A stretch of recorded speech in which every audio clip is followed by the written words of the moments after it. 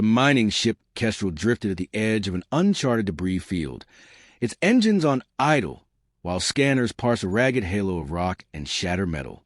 Voices murmured across an open channel, restrained but tinged with curiosity. Most days were dust, rock, and monotony. Today the instrument had pinged something that was neither stone nor alloy known to any catalog.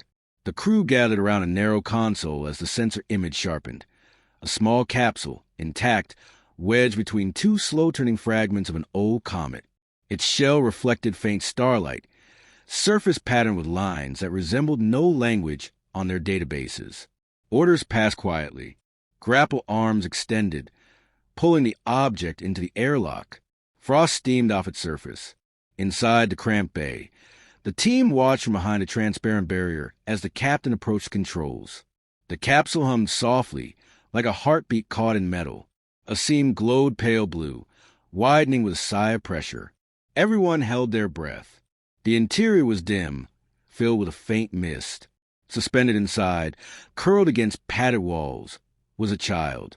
Not human, skin translucent, laced with threads of light. Limbs slender, digits ending in soft, flexible tips. Its eyes were closed, lids faintly luminous, and its chest rose with shallow rhythm. A thin film of condensation coated its face. For a heartbeat, nobody moved. Then instinct, older than training manuals, pushed the medic forward. She checked readings on a handheld scanner, muttering disbelief. The being was alive, though its oxygen level plummeted. They worked quickly, sliding the capsule open. Warm air rushed in. The child shivered, eyelids fluttering. A faint sound escaped, somewhere between sigh and note. Someone whispered that it looked frightened. Another said it looked barely there, as if a wrong touch might scatter into mist. Debate started almost at once. The corporation that owned their contract paid bonuses for exotic salvage. Reporting would guarantee a reward and heavy scrutiny. Yet a glance at the tiny form silenced talk of profit. Even the gruff engineer, usually the loudest voice for following procedure, hesitated.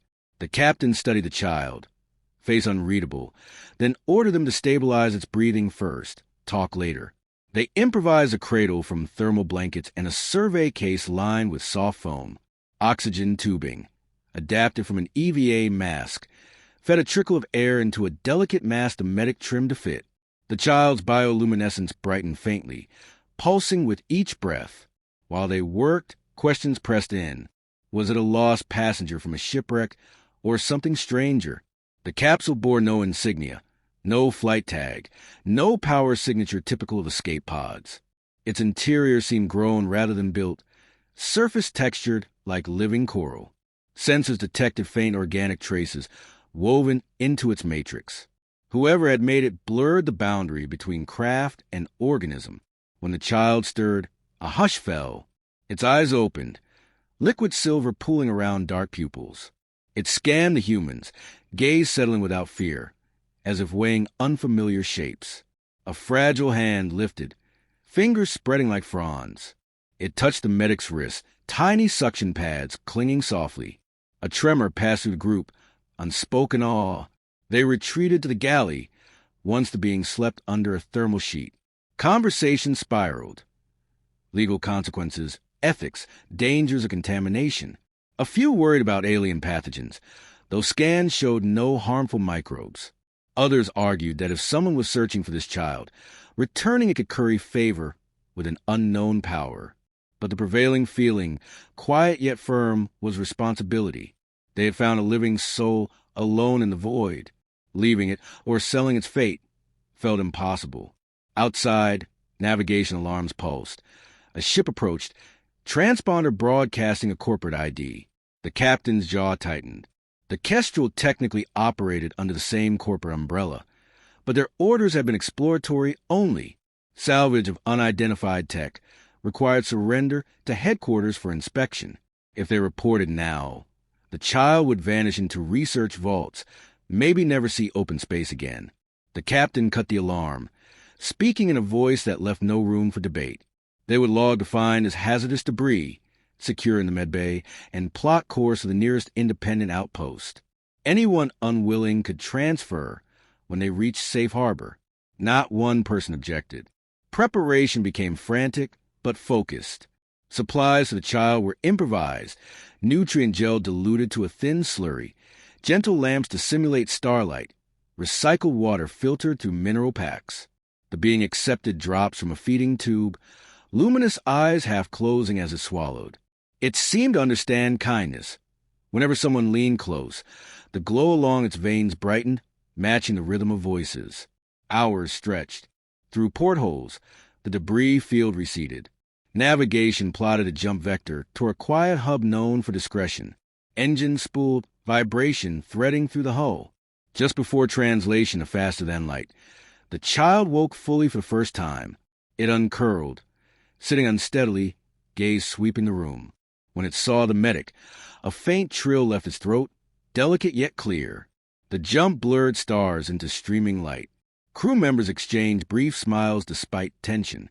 Something about the small sound, the trust embedded in it, broke through cynicism hardened by years in cold space. The outpost docking arms folded around the kestrel, like the branches of an old tree catching a falling bird. Crew and cargo passed through quarantine with routine efficiency, but the small life cradled in the medic's arms remained hidden inside a padded case, its glow masked beneath woven foil. No one on the concourse suspected a new species slept a few meters away from their boots. Within the station's quiet med lab, the crew arranged a cradle from shock foam and draped it with pale fabric to dim the lighting. The child stirred faintly, eyes flickering silver as though waking into a dream it did not recognize. Specialists from the station, sworn to discretion by the captain's quick promises of trade favors, filtered through to assist. They calibrated monitors to interpret the alien circulatory pulses, mapped lung capacity, noted that its metabolism leaned heavily on photosynthesis. Someone improvised a lamp calibrated to gentle blue-green spectra, and the being relaxed almost at once, thin membranes along its ribs trembling as it drew energy from the glow. Observers exchanged looks. Whatever this child was, it depended on warmth and light as much as air. Over the next cycle, the medic coaxed it to drink a nutrient solution thinned with purified water. It swallowed carefully, eyes fixed on the cup, then up toward her voice. Its hands were sure now, fingers opening like petals as it balanced against her sleeve. A wordless connection settled between them, the kind forged when one creature relies absolutely on another. Around them, the rest of the crew built a silent compact. This guest was theirs to keep safe. Outside the lab, speculation ran like static. Miners at the bar guessed about smugglers' cargo or experimental biotech. The Kestrel's crew kept silent, careful to deflect attention. A single rumor could summon inspectors, or worse, corporate security. But secrecy carried its own weight. Even as they rotated shifts to stand watch by the child, an unease pressed on everyone. Whatever had set that capsule adrift might not be finished searching. The captain initiated research under strict encryption. Data from the pod's shell showed layers of organic lattice, entwined with metallic filaments, capable of healing microfractures when fed electrical current.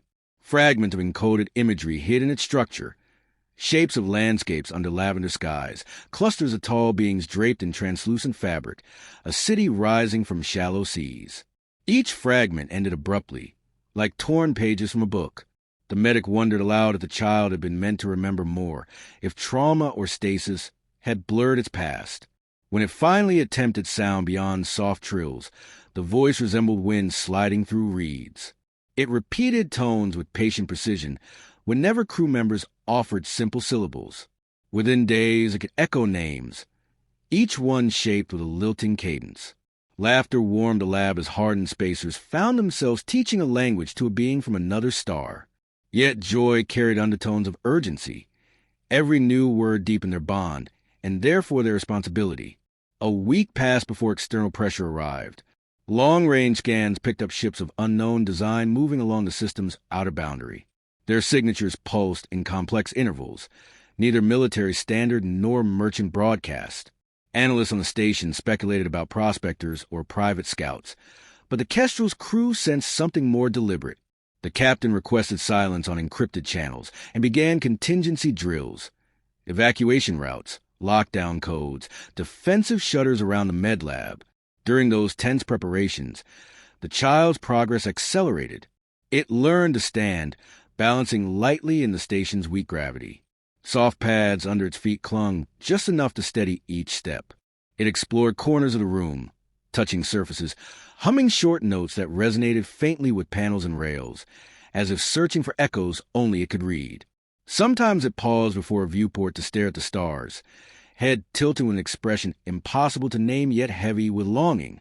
One evening, while lights dimmed for rest cycle, it approached the captain and offered a sequence of tones, hesitant but deliberate. The ship's linguist, half asleep at a terminal, captured the sound and compared it to the fragments hidden in the capsule. Correlations spiked. The tones were identifiers, perhaps names or designations. The largest fragment translated roughly to seed or offspring, suggesting the being's role was more than personal. It represented a beginning for something greater. The revelation altered every conversation. Protecting a lost child was one matter. Safeguarding the future of people was another, heavier still. They debated through the night. Was it right for humanity to claim stewardship over a lineage not its own? Could they guarantee safety if the unknown fleet demanded return? Silence settled at last when the medic said simply that leaving it undefended would betray everything they valued about themselves. No one challenged her. Next cycles blurred into preparation. Engineers adjusted power distribution to shield the lab from intrusive scans. Volunteers from station staff installed secondary plating on corridors leading to the berth. A communications officer rewrote traffic logs to remove traces of the Kestrel's unusual cargo. The more they acted, the clearer their collective stance became. They would stand between the small alien and whatever shadow reached for it.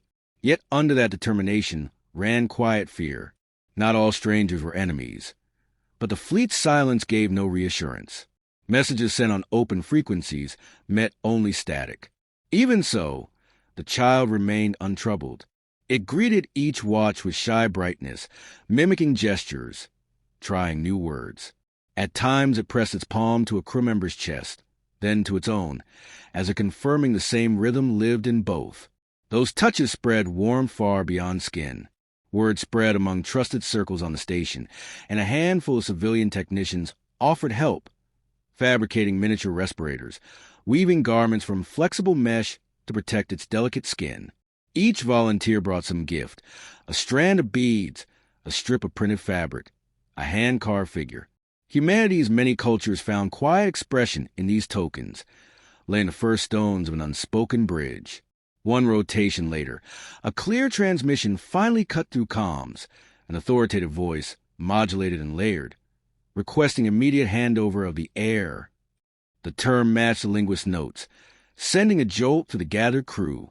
The message bore no threat, only expectation, but it chilled the room. Whoever sent it knew precisely what the Kestrel had found. The captain convened allies, station leaders, a few independent pilots, even a smuggler whose fast courier could outpace corporate patrols. They argued law and pragmatism. Giving up the being might avert trouble. Refusing could spark confrontation with forces unknown. Yet each glance at the med lab window, where the child traced patterns on glass, stripped rhetoric to its core. Whatever politics waited outside, a small life depended on them now. Consensus formed slowly but firmly. They would not surrender a vulnerable creature to faceless claimants until its safety and will were certain. If necessary, they would fight or flee together. Humanity, scattered and diverse as it was, could still draw a single bright line when innocence asked for shelter. The first ripples of tension spread through the station as the unidentified fleet settled into a high orbit above the pale moon. Monitors recorded patterns of movement unlike any human formation, arcs and spirals, ships arranging themselves with mathematical elegance that hinted at both artistry and discipline. Communications channels filled with encoded signals, none of which matched the syntax of the earlier message. Inside the command center, voices kept low, trying to guess intent from shifting silhouettes against the stars. In the med lab, the child sensed a change long before alarm sounded. Its luminous eyes followed technicians as they packed emergency kits and sealed access panels. Soft membranes along its ribs flexed rapidly, producing a faint hum that trembled in the air. The medic knelt beside the cradle. speaking in calm tones, guiding tiny hands toward a set of straps designed to hold it secure during turbulence. The being obeyed, though its gaze clung to her face, silver depths widening with unspoken questions. The captain assembled every ally who had pledged themselves to the child's safety. Miners from the belt, smugglers accustomed to threading blockades, scientists with more curiosity than caution, all crowded into the briefing space. A map of the system shimmered above the table, glowing points marking friendly ships hastily converted into a picket. Their numbers were modest but not negligible. What bound them was not wealth or command, but a shared refusal to let fear decide the fate of someone small. Arguments flared over tactics. Some favored immediate withdrawal through a hidden jump corridor, scattering so that at least one vessel might slip past pursuit. Others urged parley, believing negotiation could win a corridor of safety for the being and any companions who might remain undiscovered elsewhere. A third voice, sharper, suggested that surrender was inevitable against an unknown power capable of projecting force so far beyond its own territory. The medic cut through the noise with quiet firmness. None of them had carried the child through fever or watched it mimic laughter. To abandon that life was not strategy but betrayal. Plans settled on a difficult middle path. A message would be transmitted across multiple bands, explaining the circumstances of discovery and pledging protection until intentions were made clear. Meanwhile, ships would form concentric shells around the station, ready to evacuate or defend. Engineers configured emitters to scramble targeting sensors, while pilots fueled auxiliary craft. Everyone understood that words alone might not suffice. The statement went out, voiced by the captain, yet shaped by consensus. It spoke of guardianship, of a duty older than commerce or law, of the willingness to stand firm even against powers unknown. Then they waited. Time stretched thin as silence filled the void. At last a reply arrived, layered tones rendered into halting translation by linguists. The speaker claimed to represent a council faction, seeking the child's return to ancestral caretakers. Yet threads of hostility tangled the message. Others within their ranks viewed the being not as heir but as political token, a lever to consolidate control after years of internecine conflict.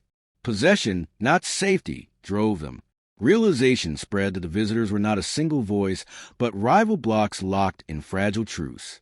The heir was future and bargaining chip alike. To hand it over blindly would risk consigning an entire species' renewal to opportunists. Humanity, for all its flaws, recognized that peril instantly. Preparation for a confrontation began in earnest. Volunteers strengthened bulkheads and jury-rigged shield arrays from mining equipment. Shuttle crews practiced rapid launch with improvised cradles for the small passenger. The child watched each flurry of activity, sometimes reaching to steady tools or mimicking hand signals. Its composure steadied adults who felt the weight of their decision. When the alien extremists finally broke from orbit and advanced, every corridor trembled with the thrum of engines spinning to battle readiness. Messages crackled across open comms, reminders of escape vectors, final assurances to families back in distant settlements. The captain's voice remained level, framing resistance not as aggression but as promise. No harm would come to one who had placed trust in their hands. The first assault tested that vow. Drones, sleek as spears, darted toward the outpost, releasing webs of charged filaments meant to disable hulls without lethal fire. Human pilots met them with quick bursts from rail-mounted launchers, drawing on years of asteroid-chasing reflexes. Inside, technicians rerouted power to shield generators, ignoring heat warnings. Through every shout ran a single undertone: hold long enough for reason to return, or for evacuation to succeed. Midway through the clash, an encrypted signal slipped through interference. Another faction aboard the alien flotilla denounced the attack and offered safe passage if the child could be shown publicly alive and unharmed. Debate among human defenders was brief. They would reveal the guest only under conditions that barred coercion. A transmission was arranged. The medic lifted the being into view of a camera, explaining slowly that friends surrounded it, that its choice mattered. The child placed his hand against the lens, light glowing through translucent skin, a gesture of quiet affirmation.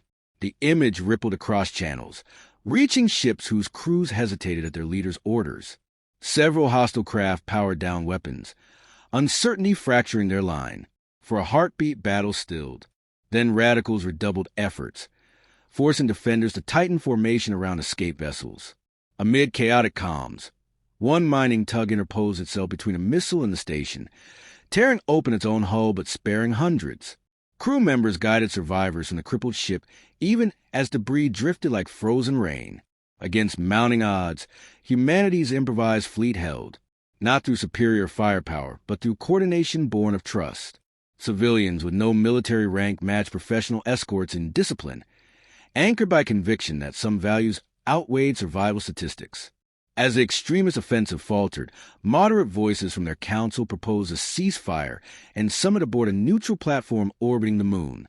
With caution layered over relief, the captain accepted. Escorts shepherded a small delegation carrying the child toward the appointed meeting place.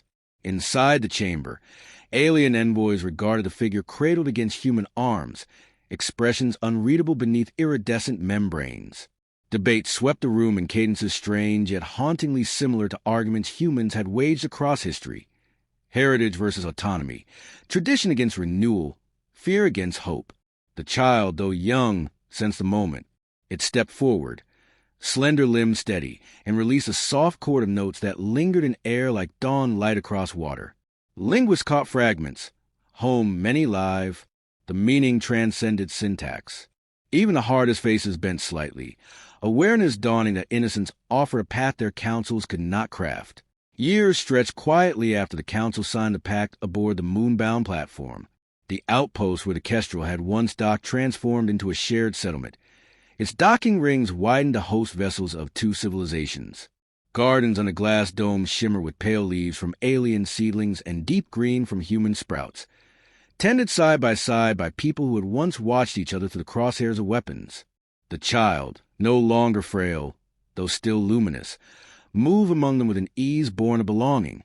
It learned to read star charts in 3 languages, to ride gravity scooters along habitat corridors, to laugh at jokes whose rhythm came before understanding. The treaty had required careful weaving of trust. Humans offered engineering and medicine. The aliens brought bioluminescent crops, flexible ceramics, new methods of silent propulsion. Trade blossomed slowly, each exchange carrying a residue of the night, when war almost swallowed an air and all who stood near. A hall carved into the station's rock displayed fragments of the original capsule, preserved not as relic, but as reminder. Someone small had called strangers to courage, and they had answered. For the crew of the Kestrel, life bent in unexpected arcs. The captain accepted a role on a newly formed council that monitored interspecies agreements. The medic became unofficial guardian to a cohort of alien children brought to study beside human classmates. Engineers found themselves designing habitats suited to lungs that liked air thinned with trace gases and to skins that drank light. Each person discovered that their quiet choice in a moment of danger had reshaped not only one destiny but their own. Beyond the settlement, joint expeditions charted unexplored sectors. Ships bearing hybrid crests set off to map nebulae, to recover survivors of conflict the aliens had once hidden from shame, to see cooperative colonies on gentle worlds. In their holds traveled teachers, healers, farmers, translators, and sometimes a young envoy whose veins still shone faintly beneath translucent skin. Wherever that envoy went, stories preceded, of miners and smugglers who risked everything for a life adrift, of how compassion could knit armor stronger than alloy. Yet peace required tending. Not all among the aliens embraced mingling. Pockets of resentment lingered, wary of gifts offered by hands once unknown. Human markets occasionally echoed with voices arguing about resources spent on newcomers rather than long-settled worlds. Council chambers learned to weather those storms, drawing on the memory of starlit corridors where people had stood shoulder to shoulder against violence. The envoy often watched such debates with quiet gravity, speaking rarely but with weight when choosing words. Its calm presence reminded tempers that futures were written as much by patience as by daring. When the anniversary of the pact arrived, vessels from a dozen systems converged on the old outpost. Lanterns of cold fire drifted through docking bays, released by children of both species. They floated upward in steady glow, symbolizing the capsule once caught between fragments of a dying comet. Speeches followed, some awkward, some stirring, but none missed the core truth. Survival had become community because a handful of wanderers had chosen empathy over expedience. Later, after crowds dispersed the celebration halls, the envoys slipped away to a narrow balcony cut into the rock. Below stretched a crater flooded with reflected starlight, surface calm as breath. The medic joined quietly, offering a small container of soil from Earth mixed with grains of moon dust. Together, they pressed the seed into that blend, one bred from the envoys, people yet hardened by human agronomy. When sprigs pushed through hours later, they glowed faintly under the thin atmosphere, a living emblem of lives braided together.